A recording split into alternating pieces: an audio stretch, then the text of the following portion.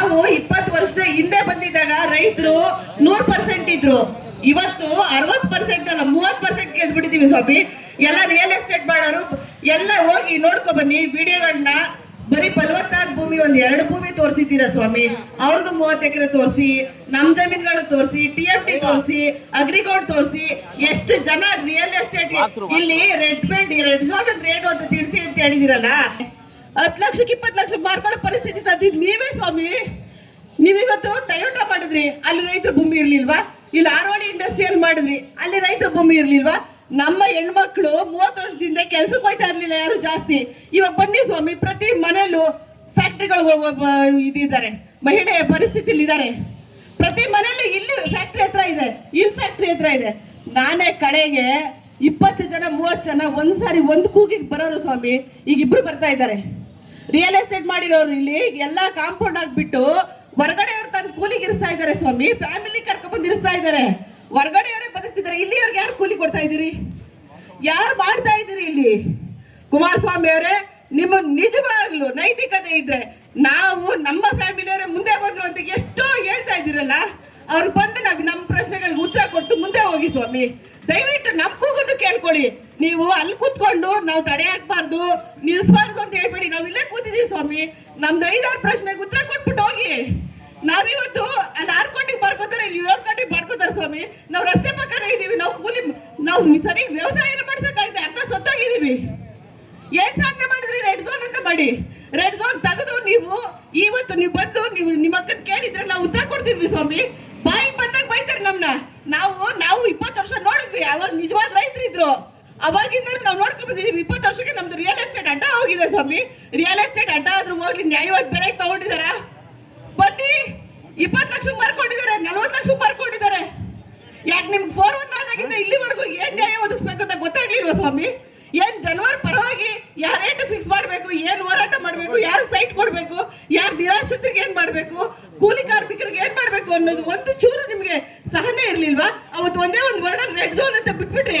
ಇವತ್ತೇನ್ ಮಾಡೋದು ಸ್ವಾಮಿ? ನಾವು ಏನ್ ಮಾಡೋದು? ನಾವು ಮಕ್ಳು ತಿನ್ನಾದ್ಲೆ ಬಯಸ್ಕೊಂಡಿದೀವಿ, ಮರಿ ತಿನ್ನಾದ್ಲೆ ಬಯಸ್ಕೊಂಡಿದೀವಿ. ಇದೇ ನನ್ನ ಗಂಟ ತಾನೇ ನೀವು ಬಂದಿದ್ರಿ ಅಂತ ವಾದ ಮಾಡೋದು. ಬನ್ನಿ ಸ್ವಾಮಿ, ನಮ್ಮ ಮುಂದೆ ನಿಂತ್ಕೊಳ್ಳಿ. 20 ವರ್ಷದಲ್ಲಿ ನಾವೇನಾಗಿದ್ದೀವಿ ಅಂತ ನಿಮ್ಗೆ ತಿಳಿಸ್ತೀವಿ. ನಾವು 20 ವರ್ಷದ ಹಿಂದೆ ಬಂದಿದ್ದಾಗ ರೈತರು 100% ಇದ್ರು. ಇವತ್ತು 60% ಅಲ್ಲ 30% ಗೆದ್ಬಿಟ್ಟಿದೀವಿ ಸ್ವಾಮಿ.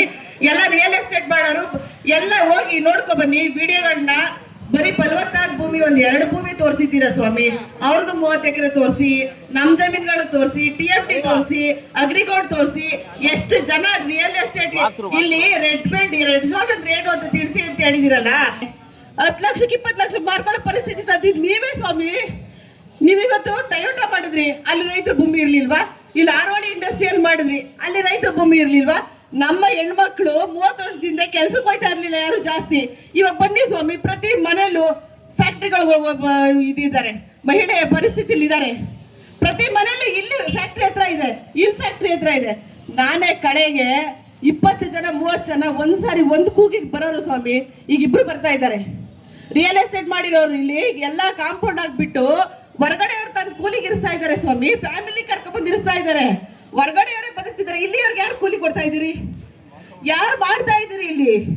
ಕುಮಾರಸ್ವಾಮಿ ಅವರೇ, ನಿಮ್ಮ ನಿಜವಾಗ್ಲು ನೈತಿಕತೆ ಇದ್ರೆ ನಾವು ನಮ್ಮ ಫ್ಯಾಮಿಲಿಯವರೇ ಮುಂದೆ ಬಂದ್ರು ಅಂತ ಎಷ್ಟೋ ಹೇಳ್ತಾ ಇದ್ದೀರಲ್ಲ, ಅವ್ರು ಬಂದು ನಮ್ಮ ಪ್ರಶ್ನೆಗಳಿಗೆ ಉತ್ತರ ಕೊಟ್ಟು ಮುಂದೆ ಹೋಗಿ ಸ್ವಾಮಿ. ದಯವಿಟ್ಟು ನಮ್ಮ ಕೂಗನ್ನು ಕೇಳ್ಕೊಳ್ಳಿ. ನೀವು ಅಲ್ಲಿ ಕೂತ್ಕೊಂಡು ನಾವು ತಡೆ ಹಾಕ್ಬಾರ್ದು, ನಿಲ್ಲಿಸಬಾರ್ದು ಅಂತ ಹೇಳ್ಬೇಡಿ. ನಾವು ಇಲ್ಲೇ ಕೂತಿದೀವಿ ಸ್ವಾಮಿ. ನಮ್ದು 5-6 ಪ್ರಶ್ನೆಗೆ ಉತ್ತರ ಕೊಟ್ಬಿಟ್ಟು ಹೋಗಿ. ನಾವಿವತ್ತು ಅಲ್ಲಿ 6 ಕೋಟಿಗೆ ಬರ್ಕೋತಾರೆ, ಇಲ್ಲಿ 7 ಕೋಟಿಗೆ ಬರ್ಕೋತಾರೆ ಸ್ವಾಮಿ. ನಾವು ರಸ್ತೆ ಪಕ್ಕನೇ ಇದೀವಿ. ನಾವು ಕೂಲಿ ನಾವು ಸರಿ ವ್ಯವಸಾಯ ಮಾಡ್ಸಕ್ಕಾಗದೆ ಅರ್ಧ ಸತ್ತೋಗಿದೀವಿ. ಏನ್ ಸಾಧನೆ ಮಾಡಿದ್ರಿ? ರೆಡ್ ಝೋನ್ ಅಂತ ಮಾಡಿ ರೆಡ್ ಝೋನ್ ತೆಗೆದು ನೀವು ಇವತ್ತು ನೀವು ಬಂದು ನೀವು ನಿಮ್ಮ ಅಕ್ಕನ ಕೇಳಿದ್ರೆ ನಾವು ಉತ್ತರ ಕೊಡ್ತಿದ್ವಿ ಸ್ವಾಮಿ. ಬಾಯಿಗೆ ಬಂದಾಗ ಬೈತಾರೆ ನಮ್ನ. ನಾವು 20 ವರ್ಷ ನೋಡಿದ್ವಿ. ಅವಾಗ ನಿಜವಾದ ರೈತರು ಇದ್ರು. ಅವಾಗಿಂದ ನಾವು ನೋಡ್ಕೊಂಡ್ ಬಂದಿದೀವಿ. 20 ವರ್ಷಕ್ಕೆ ನಮ್ದು ರಿಯಲ್ ಎಸ್ಟೇಟ್ ಅಡ್ಡ ಹೋಗಿದೆ ಸ್ವಾಮಿ. ರಿಯಲ್ ಎಸ್ಟೇಟ್ ಅಡ್ಡ ಆದ್ರೂ ಹೋಗ್ಲಿ, ನ್ಯಾಯವಾದ ಬೆಲೆಗೆ ತಗೊಂಡಿದಾರ. ಬನ್ನಿ, 20 ಲಕ್ಷ ಮಾರ್ಕೊಂಡಿದ್ದಾರೆ, 40 ಲಕ್ಷ ಮಾರ್ಕೊಂಡಿದ್ದಾರೆ. ಯಾಕೆ ನಿಮ್ಗೆ 4-1 ಆದಾಗಿಂದ ಇಲ್ಲಿವರೆಗೂ ಏನ್ ನ್ಯಾಯ ಒದಗಿಸ್ಬೇಕು ಅಂತ ಗೊತ್ತಾಗ್ಲಿಲ್ವಾ ಸ್ವಾಮಿ? ಏನ್ ಜನವರ ಪರವಾಗಿ ಯಾರ ರೇಟ್ ಫಿಕ್ಸ್ ಮಾಡಬೇಕು, ಏನ್ ಹೋರಾಟ ಮಾಡಬೇಕು, ಯಾರು ಸೈಟ್ ಕೊಡಬೇಕು, ಯಾರು ನಿರಾಶ್ರಿತರಿಗೆ ಏನ್ ಮಾಡಬೇಕು, ಕೂಲಿ ಕಾರ್ಮಿಕರಿಗೆ ಏನ್ ಮಾಡಬೇಕು ಅನ್ನೋದು ಒಂದು ಚೂರು ನಿಮ್ಗೆ ಸಹನೆ ಇರ್ಲಿಲ್ವಾ? ಅವತ್ತು ಒಂದೇ ಒಂದು ವರ್ಣ ರೆಡ್ ಝೋನ್ ಅಂತ ಬಿಟ್ಬಿಟ್ರಿ. ಇವತ್ತೇನ್ ಮಾಡೋದು ಸ್ವಾಮಿ? ನಾವು ಏನ್ ಮಾಡೋದು? ನಾವು ಮಕ್ಳು ತಿನ್ನಾದ್ಲೆ ಬಯಸ್ಕೊಂಡಿದೀವಿ, ಮರಿ ತಿನ್ನಾದ್ಲೆ ಬಯಸ್ಕೊಂಡಿದೀವಿ. ಇದೇ ನನ್ನ ಗಂಡ ತಾನೇ ನೀವು ಬಂದಿದ್ರಿ ಅಂತ ವಾದ ಮಾಡೋದು. ಬನ್ನಿ ಸ್ವಾಮಿ, ನನ್ನ ಮುಂದೆ ನಿಂತ್ಕೊಳ್ಳಿ. 20 ವರ್ಷದಲ್ಲಿ ನಾವೇನಾಗಿದ್ದೀವಿ ಅಂತ ನಿಮ್ಗೆ ತಿಳಿಸ್ತೀವಿ. ಹೆಚ್ಚಿನ ವಿಡಿಯೋಗಳಿಗೆ ಪ್ರತಿಧ್ವನಿ ಯೂಟ್ಯೂಬ್ ಚಾನೆಲ್ ಸಬ್ಸ್ಕ್ರೈಬ್ ಮಾಡಿ, ಬೆಲ್ ಐಕಾನ್ ಕ್ಲಿಕ್ ಮಾಡಿ.